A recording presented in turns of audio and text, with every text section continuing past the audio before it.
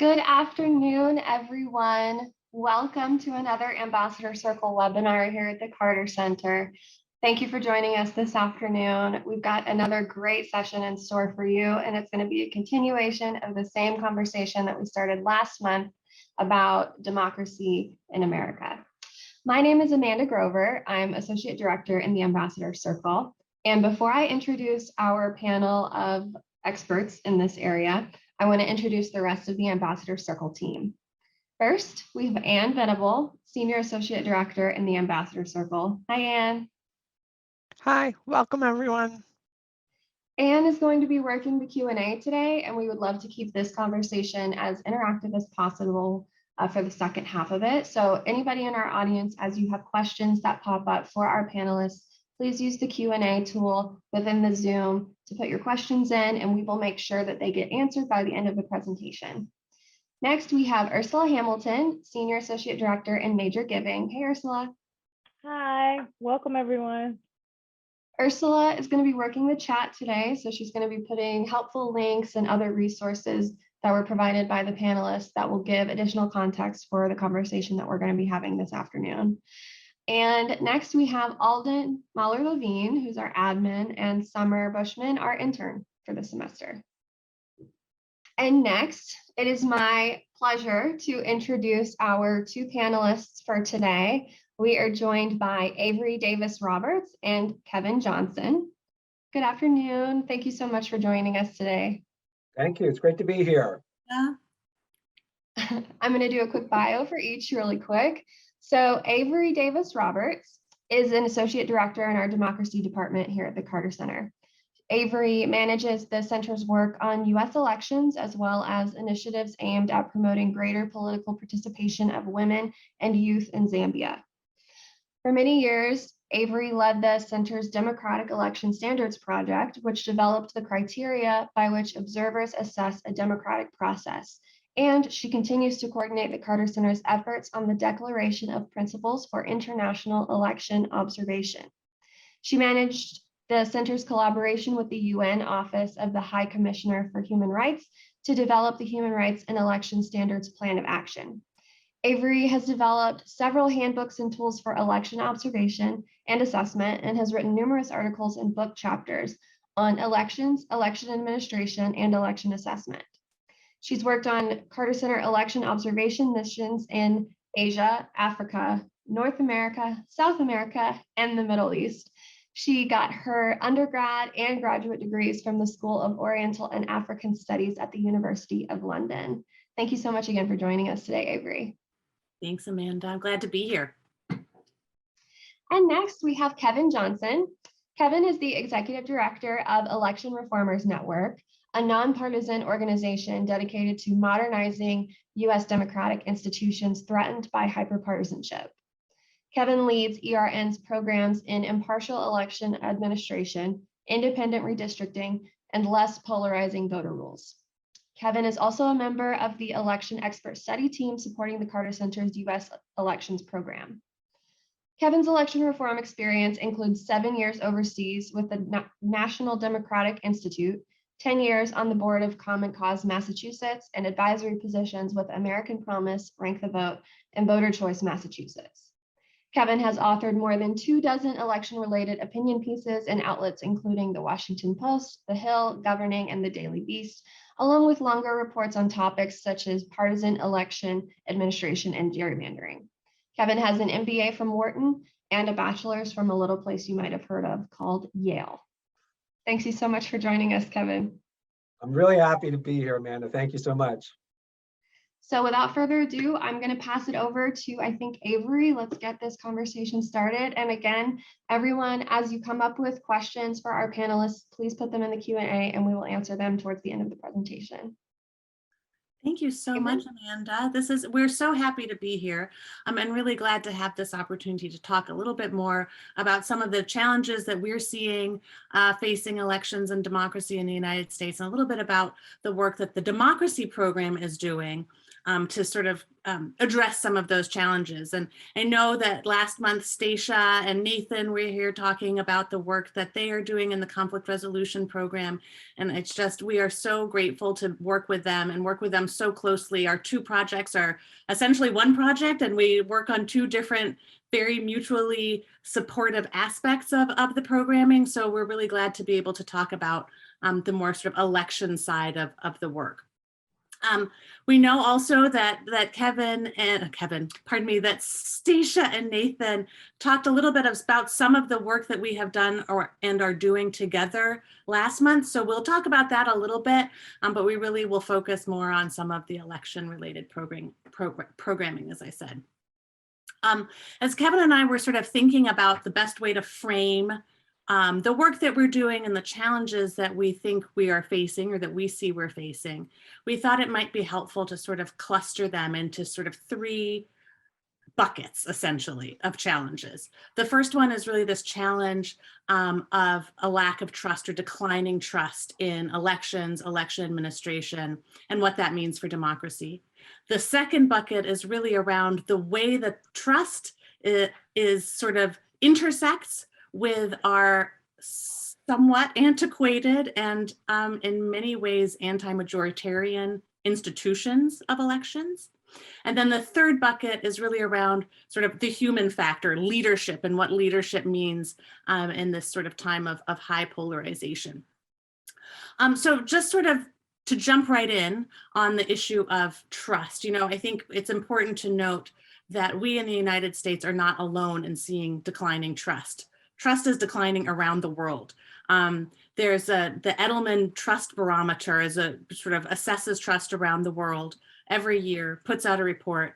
In their 2022 report, they indicate that 6 out of 10 people around the world say that their default tendency is to distrust something until they see evidence that it's trustworthy.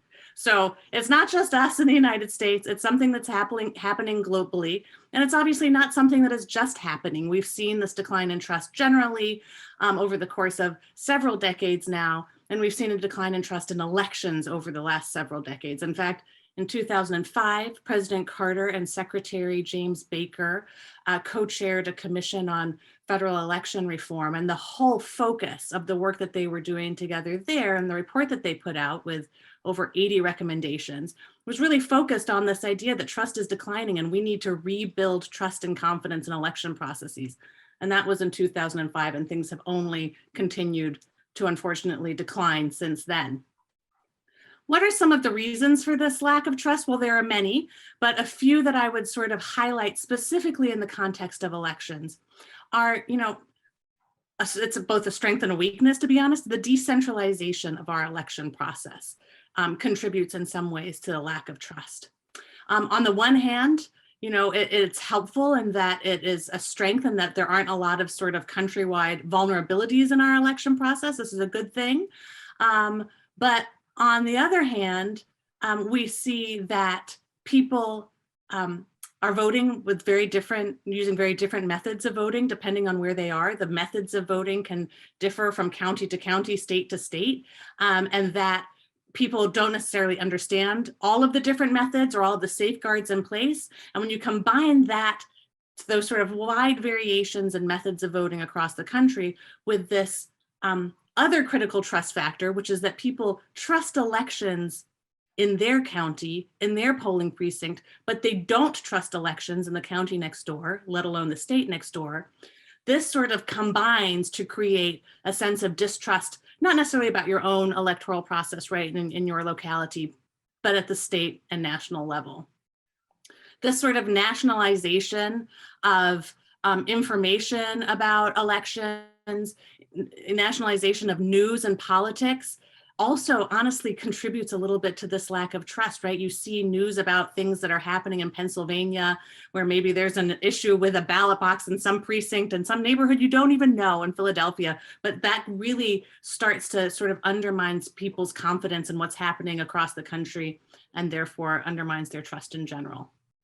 Another contribution to contributing factor to the lack of trust is disinformation. I know Stacia and Nathan talked about this a lot last month, but the sort of the levels of misinformation, disinformation about the electoral process itself have really contributed to a decline in participation. We saw that in Georgia, that there were changes in participation rates between the November 2020 election and the January 5th, 2021 Senate election, caused in large part by disinformation about what had happened in November.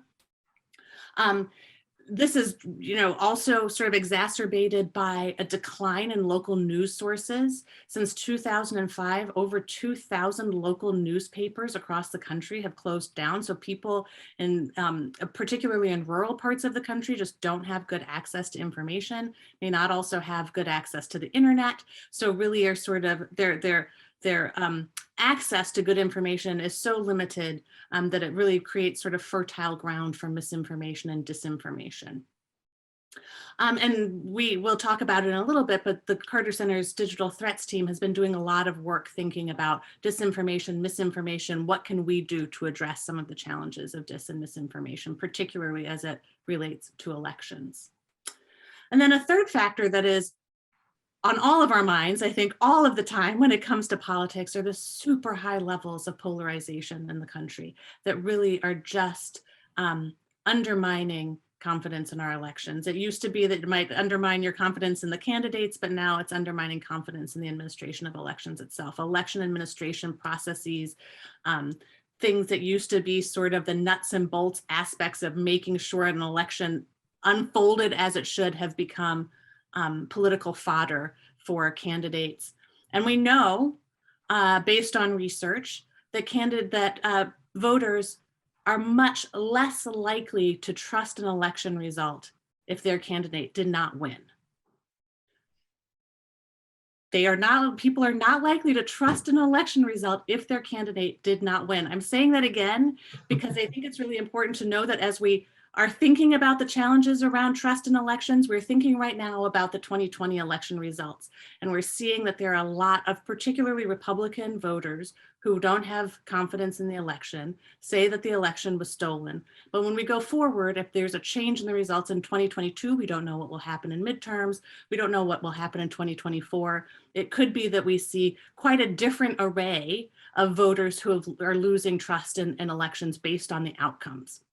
So as we're thinking about these issues of how we at the Carter Center help to rebuild trust, we're really trying to think about what it means to rebuild trust for everyone, all Americans, regardless of their political affiliation, that we are doing this in a nonpartisan way because we think trust is really essential for our democratic institutions to continue to function. That being said, as I noted, our second bucket of issues was really around some of these longer term institutional issues. And I'm going to hand over to Kevin to talk a little bit about some of those. Thanks a lot, Avery. And I think it's a good segue because the partisanship that you were talking about is the key driver in making the antiquated institutions we've had and managed with for many, many years now suddenly become major sources of vulnerability. And just to take an example, most of the people who run elections in the United States are picked in partisan processes where the political parties themselves are involved effectively in putting the people who will run the elections that they compete into their positions.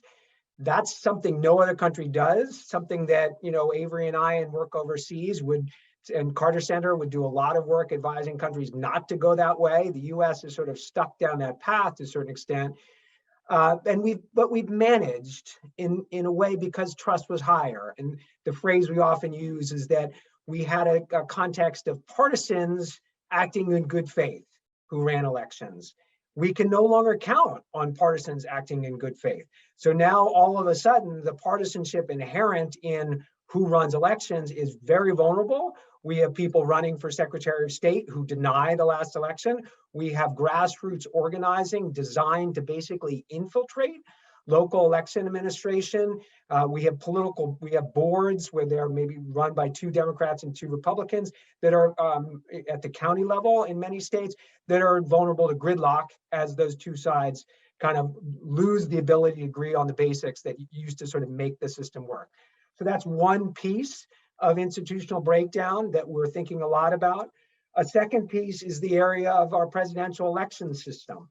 The electoral count process is poorly designed. If we were starting from square one and writing a new constitution, we would not put in the system that we have.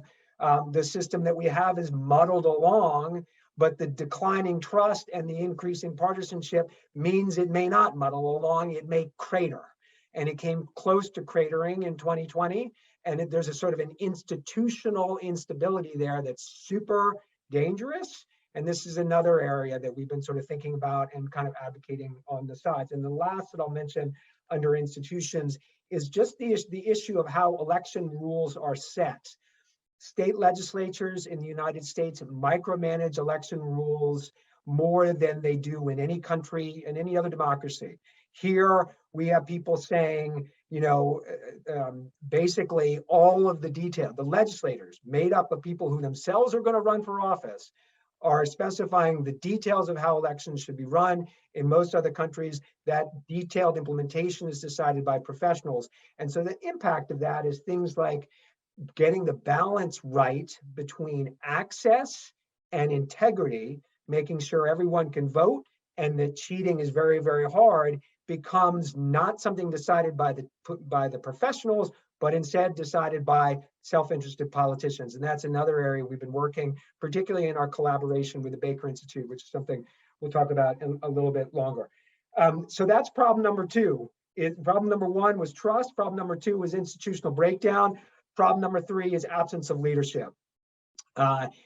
We have, the problems that we have in our country are often, there's some of them are structural, but even structural problems can be surmounted by the right people stepping forward with the ethics that lead them beyond the self-interest, the party interest, and where there's been a real glaring sort of absence of that, at least, sort of at the highest level where we've needed it.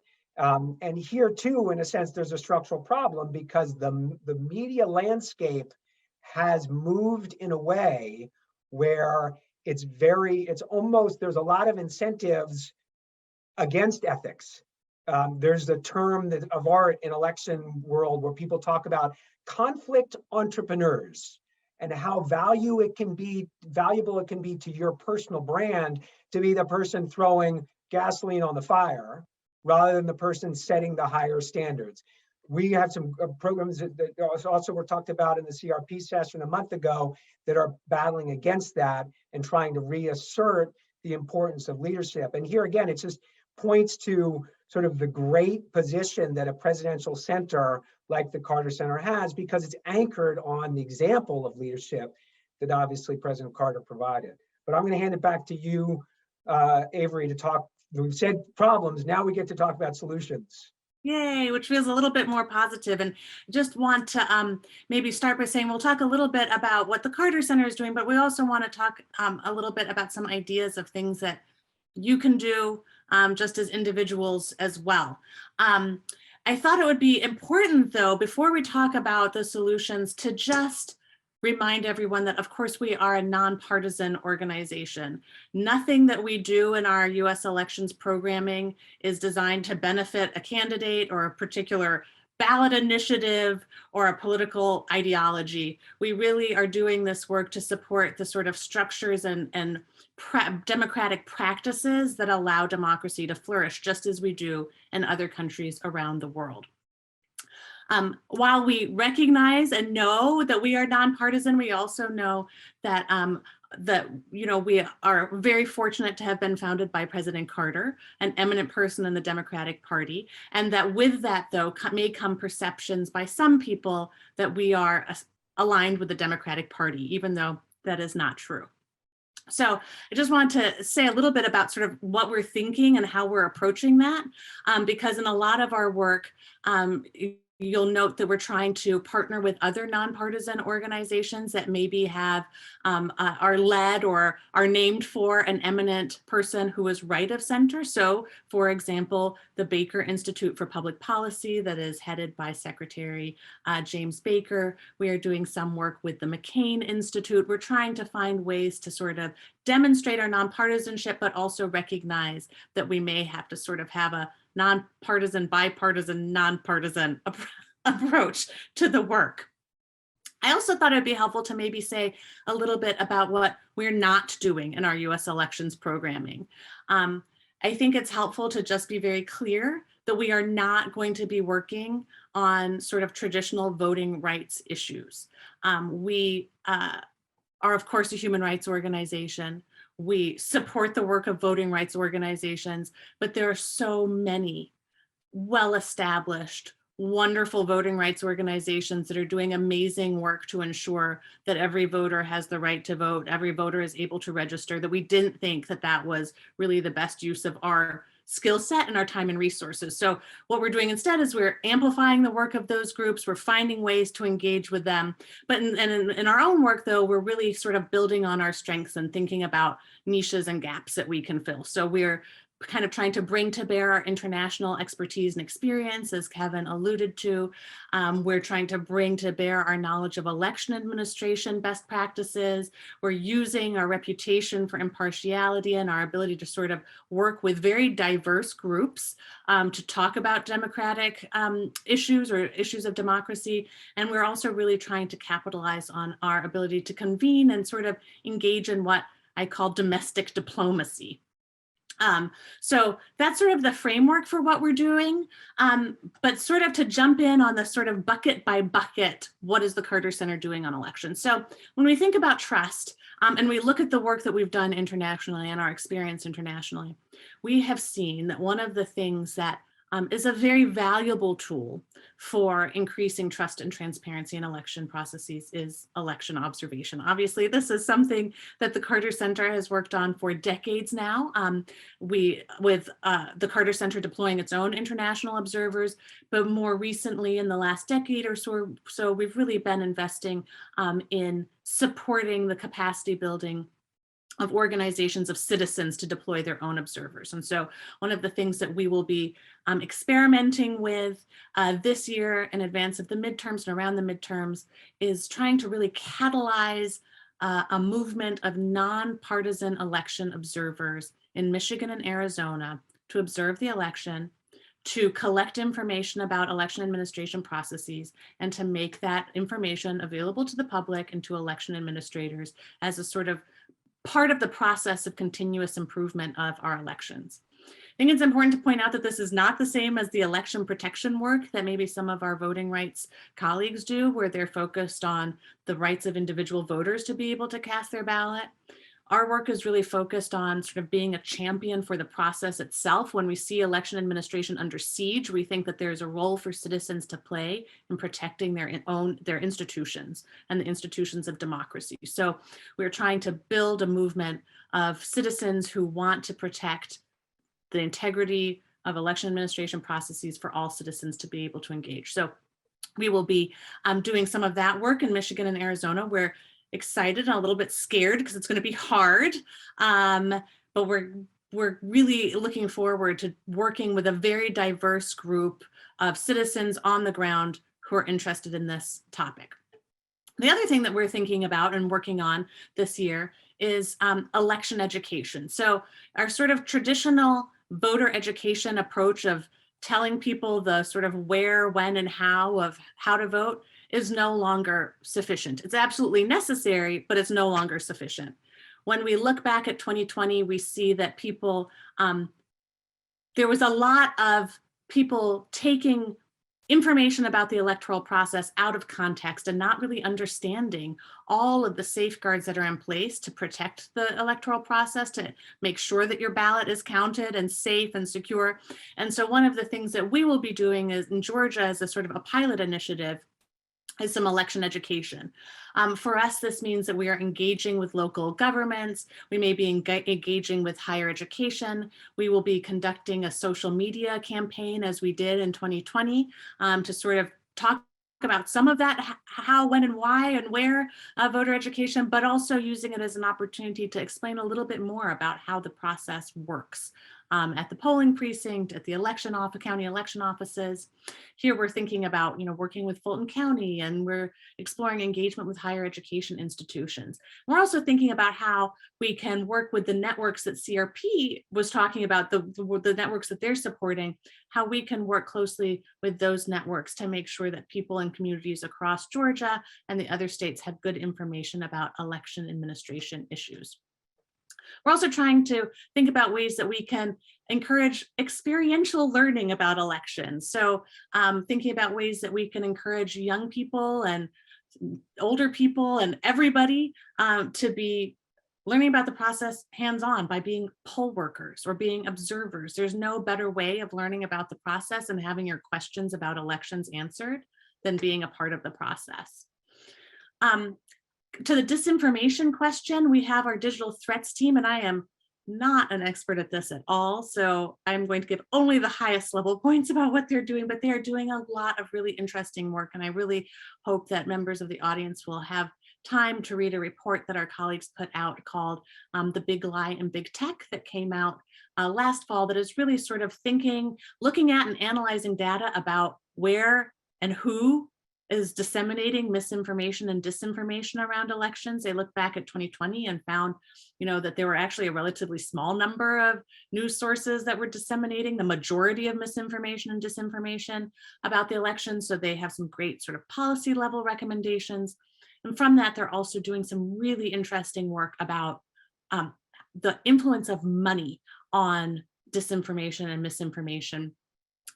It's what they're calling the economies of misinformation, where they're really trying to figure out, are there ways where we can shine a light on the funding that supports these sources of misinformation and disinformation. For example, a lot of very reputable businesses advertise on news platforms, so-called news platforms that share disinformation and misinformation, and they don't even know that they are buying space on those sites. Or if we let people know that, maybe they'd make different decisions. So trying to shine a light on some of that. And I think I'm going to hand over now to Kevin, who's going to talk a little bit about some of the work that we're doing about institutions, and then we'll have a couple things on leadership, and we'll wrap up and take some questions. Terrific, Avery. Thank you. I mentioned some of the institutions that are particularly under stress, and those are the ones that we're working on. In particular, for example, election administration, we came out with a report about 3-4 weeks ago that was really innovative, if I can be bold enough to say so, in the field, because it took the question, well, how else are trusted people named to other important positions in political processes? For example, judges. Half of the states in the country name Supreme Court justices through something called a merit selection process, where instead of having the justice voted, which makes it very political, they're appointed by a multi-stakeholder body. We've taken that idea and figured out how we can apply it to elections. And we're starting to advocate for an election official nominating commission model that could name secretaries of state or election board members. And we're beginning to get interest in that in states, and may see it actually on ballot initiatives going forward in the not too distant future. So that's what we're doing on election administration. On this issue of sort of election rules and how to get the balance right between voter access and voter integrity, we organized a 5-sequence set of webinars with the Baker Institute through last year that brought literally the who's who of election experts in the country to debate those issues, often from a left and right perspective. And there was an amazing amount of overlap. And it was really a demonstration of how much win-win there is if you tune down the sort of political rhetoric around it. There are all sorts of good solutions to make elections work, to make access fully sufficient, to make elections fully trustworthy from a security perspective. And we really sort of wrote the playbook, in a sense, for how those things can be rolled out. And many of those ideas are now sort of working their way into the system. I mentioned the Electoral College. We've been working behind the scenes to support the reform discussions that are going on in Congress to reform the Electoral Count Act, which is a critically important change, and one that could avoid some really significant breakdowns. President Carter spoke on wrote on the need for that in his fantastic op-ed on January 6th, on the anniversary of January 6th. And the last thing, speaking of President Carter, he has also spoken out on campaign finance reform, which is another area, another institution of ours that's broken down in the current context. We have completely lacked the structures that can put sensible limitations around how money is given in elections, and that's something that President Carter spoke very eloquently about quite recently. So those are the practical things we're doing. And then back to you on the leadership problem, Avery. Thanks, Kevin. You get to lead on this one. Yeah, thanks. So I know that Stacia and Nathan talked, quite a bit last month about the candidate code of conduct. We've renamed it to a candidate compact that we have developed collaboratively, and that, and they described in some detail the way that they would be using the candidate compact in the context of the networks that they are supporting and developing in Georgia, North Carolina, Arizona, and Florida. We in the democracy program are also going to be using the candidate compact, where they are trying to think about sort of a locally led, community-based effort. We are trying to focus on other parts of the country where maybe there are already sort of bipartisan organizations that might be interested and willing to sort of pick up the candidate compact as a tool for their own use, as a way of sort of bringing people together from across the political spectrum to talk about our expectations of our candidates, to talk about democratic norms, and then to ask candidates to sign it and hold them accountable to that. So we have been working with an organization in New Mexico called New Mexico First that is collaborating with the Chamber of Commerce in New Mexico on these efforts of trying to sort of build a bipartisan movement to get candidates to sign on to this compact. They are making good progress there. And we're now sort of looking at other states where we could undertake similar initiatives. We're also trying to think sort of about ways that we can have, while we're doing these sort of state level efforts, both in democracy program and in conflict resolution program, ways that we can build a sort of a national profile for this idea of a candidate compact. That there should be sort of national resonance with this idea that, there are expectations that we have of our candidates. They're not unreasonable. They don't undermine or hinder campaigning in any way. It is, be civil, don't denounce violence, use the courts if you're going to challenge the election results, and then when the court contestation is over, accept the results, things that 5-10 years ago we probably would have taken for granted. But now we feel like it's important to reestablish those norms. So we're doing a lot of thinking about how we can make the best use of this candidate compact in multiple ways and at different levels and with different partners, working very closely with conflict resolution program.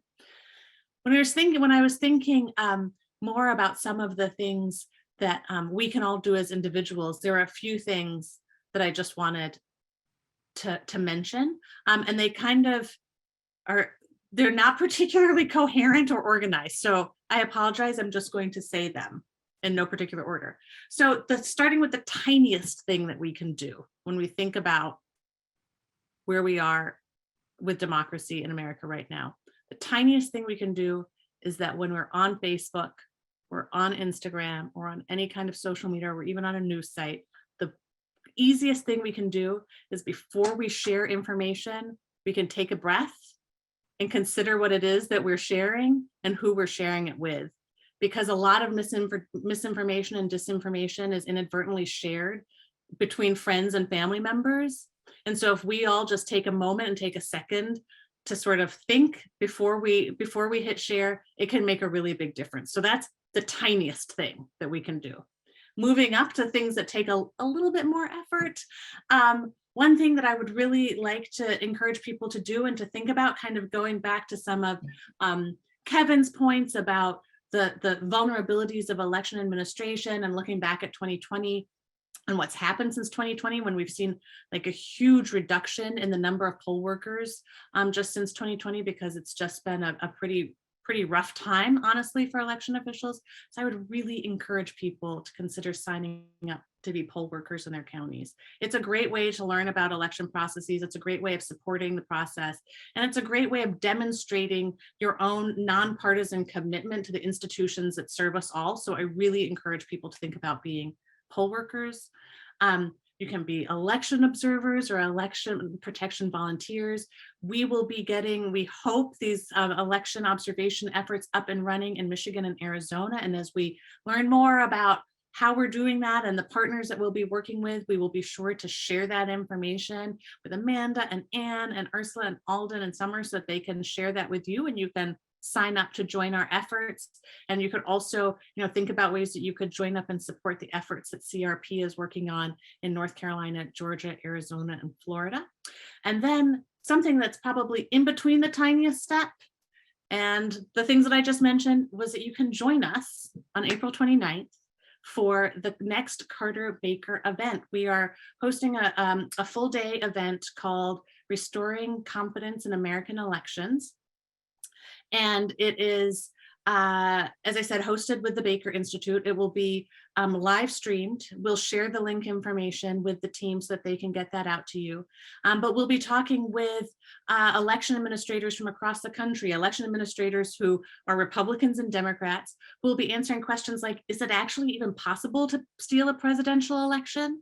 And what do the legislative changes at the state level really mean about voter access versus election fraud? And just sort of what is the larger electoral landscape in which we find ourselves? We've got really, really great panelists. So I hope that you will join us on April 29th. And with that, I think we'll take some questions, Amanda. Perfect timing. So we have about 22-ish minutes left for questions. Again, I want to encourage our audience, if you have any questions for Avery and Kevin, please continue putting them in the Q&A and we will get to them. So first question, I think this is kind of important for those of us who don't work in this area. Can one of you explain really quickly, what is the difference between misinformation and disinformation?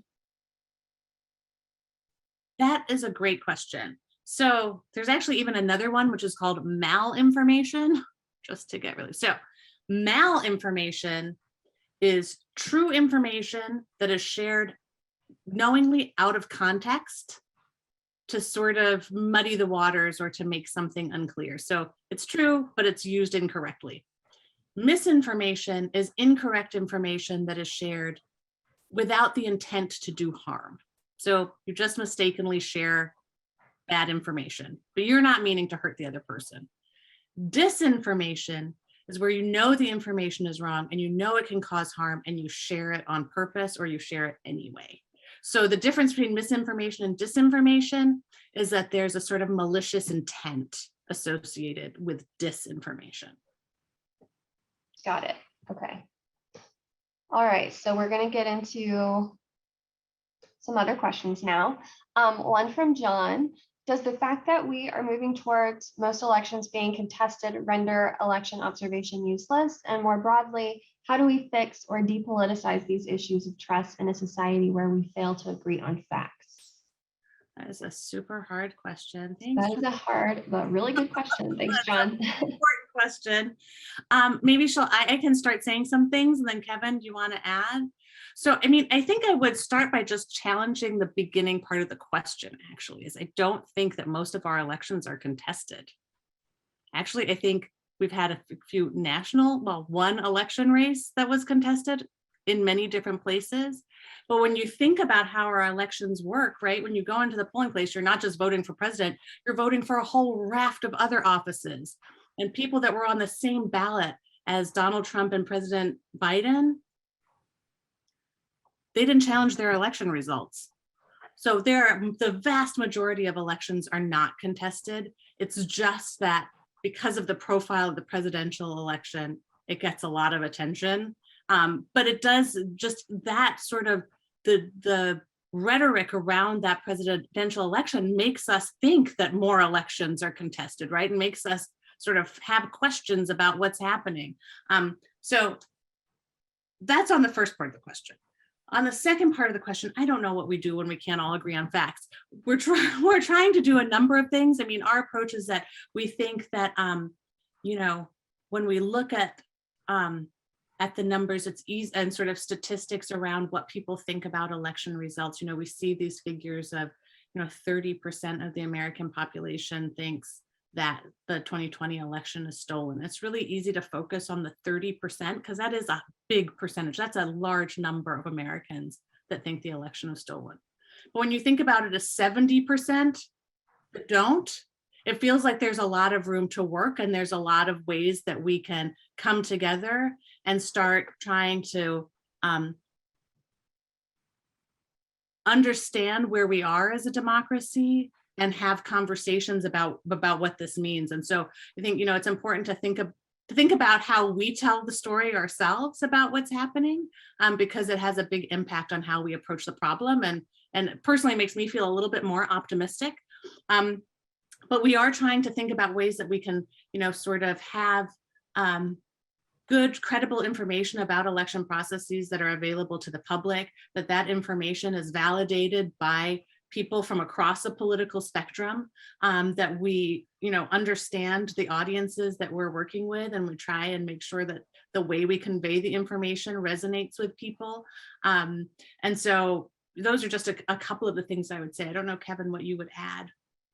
Yeah, just very quickly, two things. On the first question, we are getting more contested presidential elections, or that is becoming more common. And so there's a question of whether that raises questions about the viability of election observation.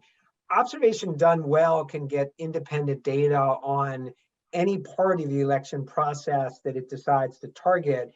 And so there can well be scenarios where whatever the element that's most in doubt, whether signature verification was done legitimately, whether a lot of mail ballots that got picked up by people and were used illegitimately, whatever it might be, there are ways to kind of do statistical sampling around that and make observation actually be relevant even in very, very close elections. So that's the other half of that answer is election observation is also always about the value of the citizen participation it demonstrates.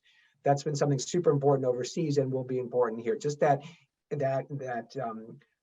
demonstration effect of people standing up for neutrality and doing it in public by observing elections. So I think I would say it's still valuable even as these elections get more contested. Second, on I would just say on the agreeing on the facts, the language of existential threat, both sides are saying the greatest threat to this country is that side's agenda.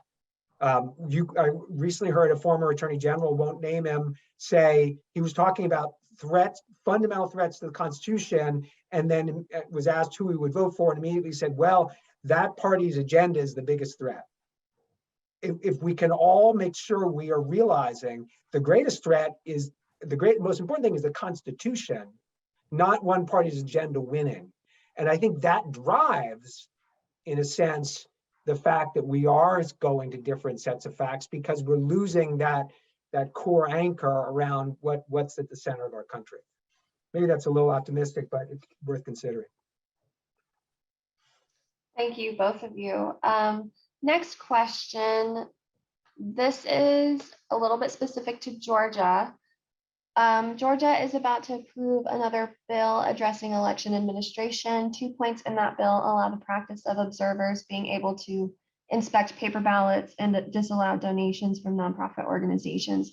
Are either or both of these practices acceptable under international standards? That is a great question. So on the first part about inspecting ballots, so, it's one of these things where the devil is in the details, to be completely honest. International standards are generally pretty pro-transparency for citizens, especially when citizens are working through sort of organizations, civil society organizations, or on the part of candidates or campaigns. So it tends to be pretty pro-transparency. Where it gets a little trickier is exactly like what we mean by inspecting, and when and where and under what circumstances. So it would not be acceptable for observers to handle ballots. It may, they can, in most cases, they'd be able to sort of see the ballots, but they shouldn't be handling them. The inspection should happen in such a way that it sort of aligns with other parts of the electoral calendar. You don't want these processes to take place in such a way that it delays essential parts of the election process or inhibits the casting or counting of votes, the certification of election results. One of the things that I was a little unclear on, I was traveling last week, so I haven't seen the latest version of the bill. I was a little unclear on how this inspection process was going to fit into the timeline of audits that are required by the state, which already provide transparency and answer critical questions about whether the results match how people voted. And where that, and as well as the sort of county level and state level certification processes. So I need to do a little bit of homework because I was out of town last week to find out more about that. But I would say that it's not necessarily bad or against international standards that there is this ability to inspect the ballots.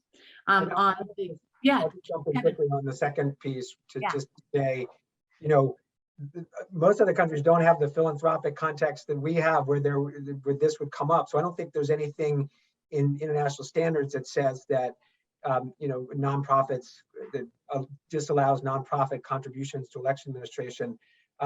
There's not a bad argument in support of that prohibition. You know, elections are a public function, should be supported by the government. Private money going to election administrations could be channeled in a way that makes it so much easier to vote in one area than another area. So you can imagine the way that could be used with partisan intent. So as long as the government steps up, we need Congress to fund elections more, and there's talk about that happening. So hopefully this will lead in the right direction. Yeah, no, I think that last point is really important, that we have incredibly inconsistent funding for our elections. You know, I've spoken to many secretaries of state and election officials who have, you know, just really made very clear the strain that the inconsistency of funding puts on them. They can't make any plans about how to spend money because they don't know when the next allocation will come from the federal government. States tend not to provide a lot of support. And because of this inconsistency, you know, it really has an impact on the voter experience. When we look, I recently saw a study of the amount of money that is paid per voter for election administration in different counties in Georgia. And I think Clayton County, the average cost of, or the average allocation per voter for election administration was $6. And in Gwinnett County, it was $23. So with that kind of disparity, and when you think about who's living in those counties, you know that the services are going to be better in the place where there's more money. So finding ways that we can put sort of as society, where we can have expectations that our government pays for elections and that the amount per voter is the same across the state, it's pretty important. And I think actually there may just, I think I saw something that there may be some federal funding that is coming through, like $10 billion in federal funding for election administration that was just approved last week. So I'm hopeful that maybe there will at least be some consistency for election administration funding soon. It's good to have hope in these areas. Next question. In the state level initiatives, Avery, that you mentioned, how can the audience members here support and engage across the country, particularly to avoid the appearance of lobbying by the Carter Center? So just to be very clear, we are not lobbying at all. We don't lobby for specific legislation. We're not doing anything that's lobbying. In the context of the conflict resolution work, you know, it's a lot of sort of community, grassroots, community-based organizing, essentially, but sort of at both the grassroots and also the sort of middle grass blade, I don't know, grass tops, I don't really know what the analogy is, but not lobbying at all. I know that Nathan Stock and Stacia George will not mind at all if we share their email addresses with you if there's ways that you would like to get engaged in the states where they're working. And in the context of the observation work that we are hoping to do in Michigan and Arizona, please feel free to just send me an email. I'd love to hear about you and what you'd like to contribute and how you'd like to support the work. It would be great to start that conversation. So next, I'm going to combine a couple of questions that seem close together a little bit. So this next question is kind of building on the misinformation and disinformation. In an era where people are more frequently and comfortably creating misinformation or disinformation, does that make interventions like informational campaigns or education campaigns less impactful and more difficult to implement, especially when you consider how the media outlets engage in disseminating this kind of information. And maybe I'll just to give you a break, Avery, I'll just jump in and say yes, but it makes them no less necessary. That's the problem. I mean, I think we still need to get the correct messages out there. The good news in this is that a lot of surveys have shown that actually local election officials are some of the most trusted voices in the country. So a lot of what we've done on, for example, last election, when we were developing kind of information about voting, we often would sort of have it, make a partnership with local election officials to have them help in the distribution of that kind of information, or make it available to them to share, via their websites and that sort of thing. So there, it's interesting that there is still that trust, and it's a good avenue to get good information out.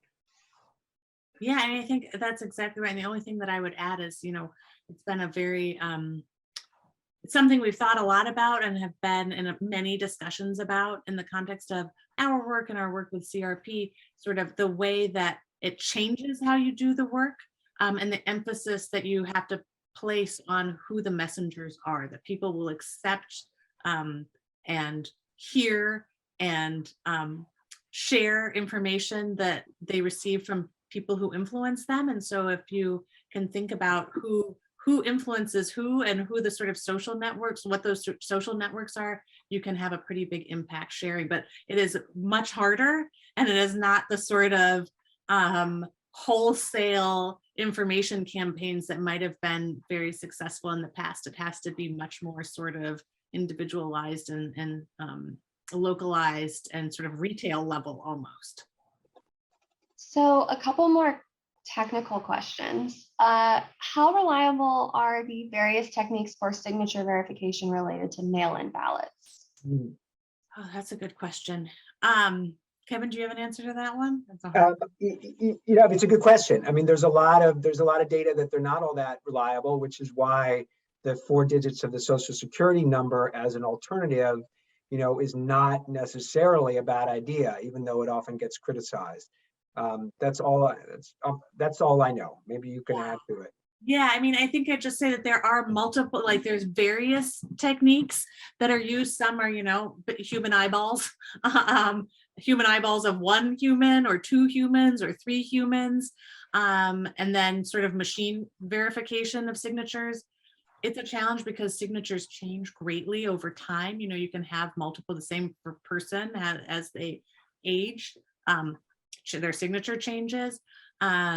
And so it does pose a real challenge, and the example that Kevin just gave of the 4 digits being a little bit more reliable, it's the case. It's just, you weigh the 4 digits as being a reliable way of verifying, with making sure that people can have access, and free and easy access, to whatever identification is needed. So I can address the question. Can you address the absence of leaders that you identified? This is a question from Elizabeth. And maybe just to quickly fill this in, the Carter Center has a program called the Candidate Compact for Fair Elections, which is designed to get pairs of candidates, Republican and Democrat, to agree to committing to core principles, that they will run their campaign in a fair and honest way, that they will not interfere with voters' access or voters' registration, that they will respond to results by first submitting any claims through appropriate legal challenges, and second, that they will acknowledge and accept the results when the process is over and all contestations have been adjudicated. We're getting pairs of candidates to agree to that. Basically to agree to what didn't happen in 2020, if we could put it that way. And we're developing coalitions in different states with the leverage and access to get leading, candidates running for governor, candidates running for Senate, et cetera, to agree to that, and to do so sort of Noah's Ark. So that's the specific thing. I mean, there's a ton. Leadership is a huge problem, and there's a lot more to leadership than just that.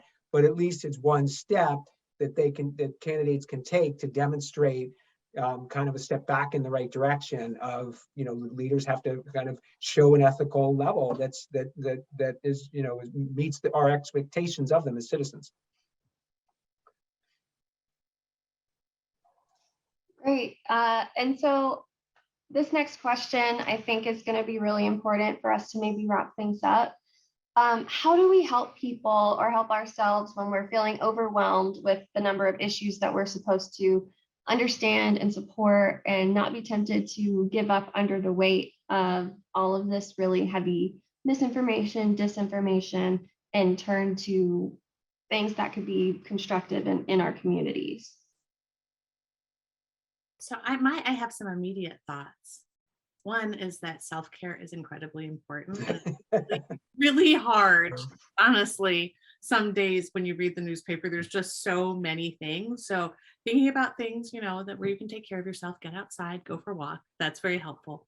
On the sort of more direct, like what can we do question, my first response is honestly, look locally to your community and find one thing or one or two things that are really important to you that will help people that are right there living next to you, your neighbors, the people you see at the grocery store. It's really easy, I think, to get overwhelmed by all of the news at the national and global scale, and you might contribute, money or some volunteer time to these national causes, but I think you'll see and feel the most benefit from the things that you do for your neighbors and the people that are right there. And honestly, that work is so essential to restitching the fabric of American society that will make some of these problems better in the long term, that I really think that just engaging locally is critical at this point. And if I could just add to that, I think it's also helpful to keep in mind kind of the long-term perspective of how much has actually been achieved. I was doing some reading back on prior election information. In the 1960 presidential election, Nixon's people came to him and said, "We've got the evidence that you were robbed in Texas and that you were robbed in Illinois." And Nixon would have won with those electoral votes. And Nixon immediately said, "We got no chance at a fair court in Texas because the whole state is controlled by Lyndon Johnson. The Lyndon Johnson machine controls not just the elections, but the courts." So as bad as things are, they're not that bad. With the political party machines used to really make citizenship almost not meaningful in significant parts of the country. We used to have Jim Crow not that long ago. So we can't be complacent, but and every progress comes with regress, and there's always a little bit of the counter revolution in a sense against positive developments. But looked at from the long run, democracy is in much better shape in America than it's been in a long, long time. And let's recall that the last election gets universal top grades as being one of the highest turnout, most secure, most professionally run, despite all the pressures on it. So, pat ourselves on the back as a country a little bit, even as we, as you're saying, kind of wrestle with the challenges of so many different issues, but maybe that baseline encouragement kind of helps make it manageable. Well, Avery and Kevin, thank you so much for joining us this afternoon and bringing your wealth of wisdom and experience in these areas and answering all of our questions. Sorry to those of you whose questions we didn't get to. We will try to answer them offline for you.